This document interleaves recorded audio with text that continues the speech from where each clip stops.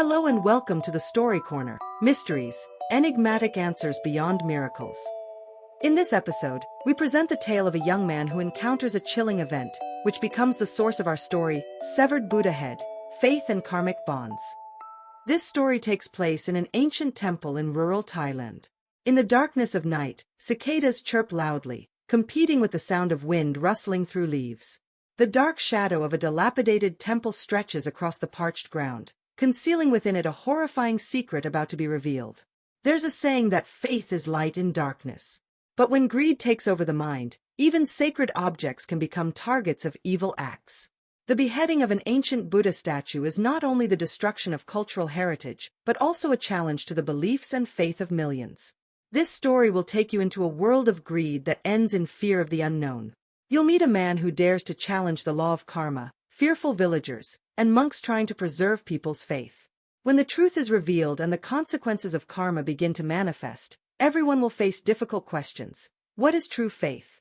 And can humans escape the bonds of karma? If you're ready, let's listen to the story of Severed Buddha Head, Faith and Karmic Bonds, together. The morning sunlight illuminated the ancient temple grounds. Yet, the atmosphere was eerie, filled with the monks chanting. Though soft, their voices echoed in the silence. Dozens of villagers gathered around two white-shrouded bodies laid in front of the temple. How did they die? It looked so frightening, an old woman whispered, staring fearfully at the blood-stained shrouds. Suddenly, a car drove into the temple grounds.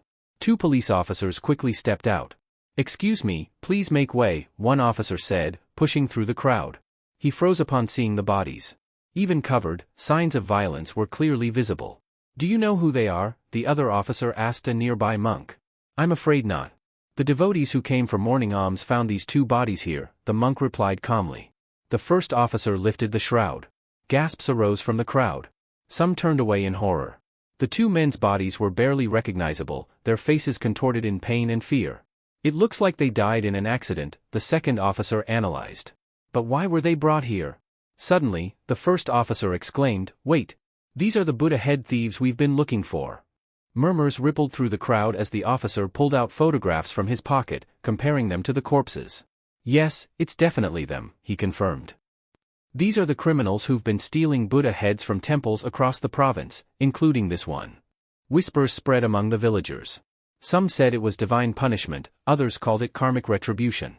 A monk sighed deeply before saying, "Whoever they were, whatever caused their death, may they find peace in the afterlife."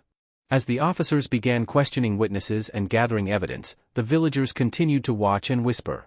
A heavy, chilling atmosphere lingered over the temple grounds, as if death and sin had left their mark in the air, reminding everyone of the consequences of desecrating sacred objects.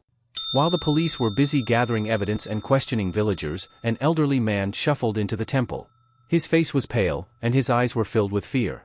I saw everything," the old man's trembling voice rang out, causing everyone to turn and look at him with interest. One of the officers quickly approached him. "What did you see, sir?" The old man took a deep breath, trying to collect himself before speaking. "Last night, I couldn't sleep, so I went to sit on the porch in front of my house. I live just across from the temple." He pointed to an old wooden house across the street before continuing. "At first, it was quiet as usual. But suddenly, I heard a car speeding by, followed by a loud screeching of brakes." The old man paused, his expression growing more fearful. I saw a car crash violently into a large tree by the roadside. It was terrifying, as if something had yanked the steering wheel from the driver's hands." Murmurs arose from the villagers listening. The old man looked around nervously before continuing, but that wasn't the scariest part. Everyone fell silent, waiting in anticipation. "After the crash, I was about to run over to check, but then I saw a large, dark shadow emerge from the temple. It looked like the figure of a giant, or perhaps an ancient person." Gasps erupted from the listeners, some even jumped in shock. It walked straight to the car and dragged out the driver's body. Tears began to fall from the old man's eyes. "I was so frightened, I ran back into my house. When I felt safe enough to peek out again, I saw the figure dragging the body to the front of the temple." The old man took another deep breath. Not long after, a motorcycle came speeding by. It lost control and tumbled along the road, the rider thrown far. Then that dark figure appeared again. It dragged the motorcyclist's body next to the first one. The police and villagers were stunned. Some even collapsed to the ground in shock. I didn't dare to come out. I just stayed inside, praying all night, the old man concluded, tears streaming down his cheeks. It wasn't until morning that I learned the two bodies had been placed in front of the temple. One of the officers nodded, taking notes quickly. Thank you very much, sir. Your testimony is extremely valuable.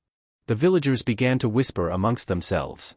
Some said it was divine punishment, others claimed it was the spirit of the beheaded Buddha statue. A monk who had been listening nearby sighed deeply before saying, whether this is true or not, let it serve as a warning to everyone.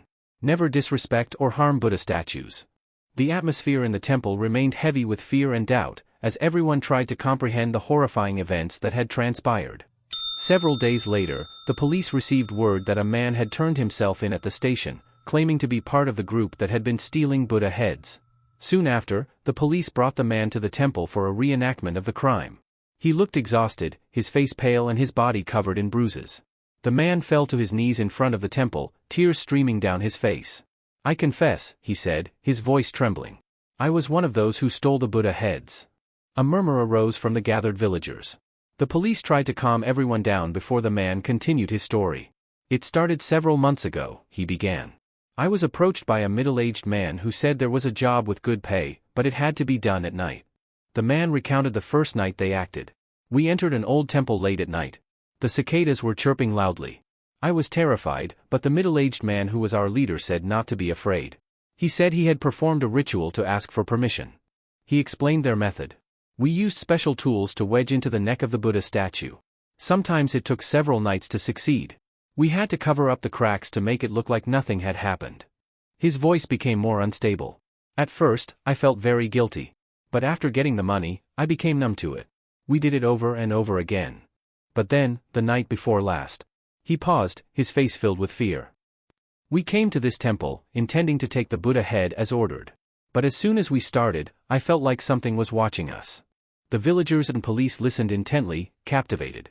Suddenly, there was a groan coming from the Buddha statue, he continued, tears flowing. Then I saw a large, dark shadow moving in the darkness. I was so scared, I ran away immediately. I ran out, hearing my friend scream, but I didn't dare look back. I got on my motorcycle and drove away as fast as I could, but it felt like something was chasing me. I lost control and fell, but luckily I wasn't badly hurt, he concluded. I haven't gone out for the past few days. When I heard the news that my friends in the group had died, I couldn't bear it anymore. I had to turn myself in. The police nodded. We will proceed with the case according to the law. But your surrender and this information will certainly be beneficial in court. As the police led the man away, the atmosphere in the temple remained eerie. Everyone contemplated the terrifying karmic consequences that had befallen those who dared to desecrate sacred objects, especially in this ancient temple. Conclusion. The story of the Buddha head theft at this temple is not merely a shocking incident for the local community.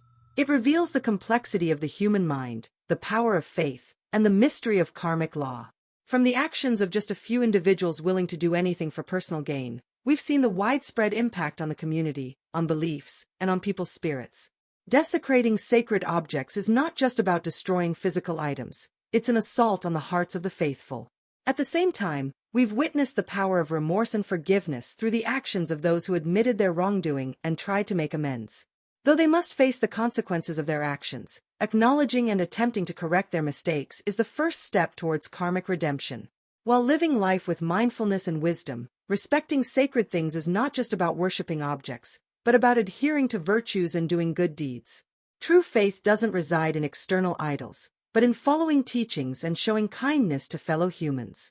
However, this incident shows that beliefs and faith still play a significant role in Thai society. Ultimately, severed Buddha head, faith and karmic bonds, prompts us to consider the true meaning of faith and living a virtuous life. May this story serve as a lesson and inspiration for all of us to reflect on our actions, to build a society full of compassion, understanding, and mutual respect. Because in the end, we are all part of the web of karma, inevitably interconnected. And that concludes our story, Severed Buddha Head, Faith and Karmic Bonds. If you enjoyed our channel's storytelling, please like, share, and subscribe to our channel to show your support.